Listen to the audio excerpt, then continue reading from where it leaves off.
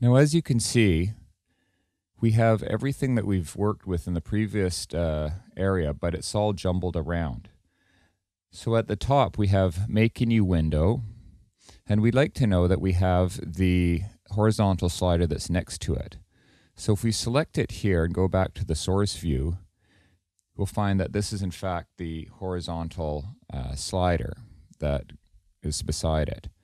So again, keeping things laid out in a logical order will help save you a little bit of time when you're going down and looking at the source code view of your application.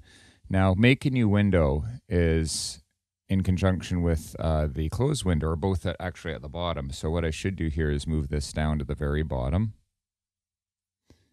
And Close Window comes after it, so it's off to the right.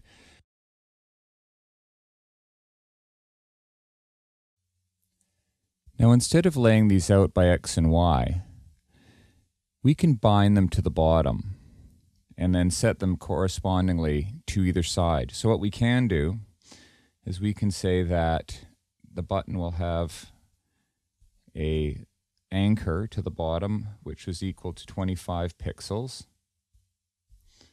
And use the equal sign, not the plus sign, as I accidentally just did.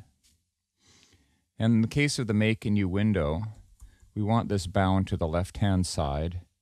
We'll say by 10 pixels, and we can set a width of, say, 35% for this. This should lay it out in a place that's relative to the other label, which would be on the other side.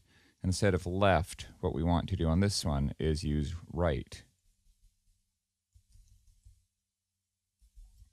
Now let's see how that looks. We have the Make New Window over here, the Close New Window over here.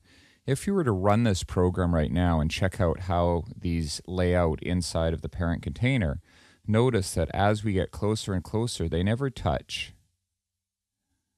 and they stay relative to their position. Unlike the content up here, which is still laid out by X and Y, which doesn't respond well to a resizing event. There's a complete art to resizing components and how you bind components to make sure that they look good no matter what the user does with the parent control laying it out. Okay, let's go back to the application now and look at what we need to fix next. So we have a label called New Window X Coordinate.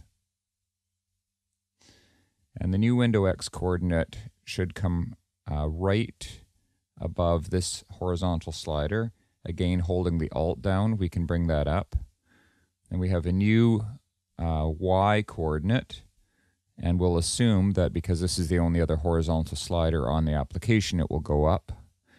And then we have a bottom text input, and we also have a label.